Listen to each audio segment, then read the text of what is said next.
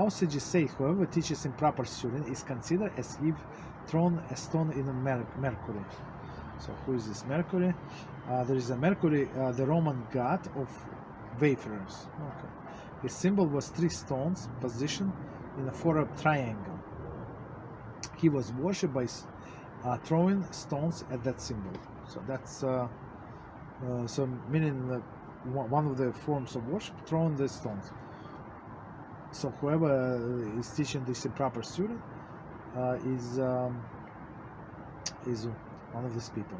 Proverbs 26:8 states, "As one who wins a stone in a sling." Commentary: the worship of Mercury. That's how they worship. So is he who gives honor to a fool. I mean, today, of course, we try to give it a compliment to the people. It's not a student. So it's not like we give an honor to a fool. I mean, I don't. Me personally, I don't learn with fools, but sometimes you just give a compliment, give honor to a person because you see his potential. Yeah, you understand? So it's not but they're talking about like empty people, even wicked people. But some people they would get anyone, right? And these wicked people they stay exactly as wicked or even more wicked after the class, right? Because they never rebuke them. There is no honor other than the Torah, as Proverbs 3:35 states, "The wise shall inherit honor." Commentary: Shulchan Aruch Haraf, Hilchot Talmud Torah 4:17 and Kuntres Aaron emphasize that the restriction applies only to a teacher. A restriction applies only to a teacher. The student himself should endeavor to study, and it is hoped that the Torah will motivate him to improve his behavior. Okay. Furthermore, if the student seeks very earnestly to study, even though he has not changed his behavior, he should be instructed.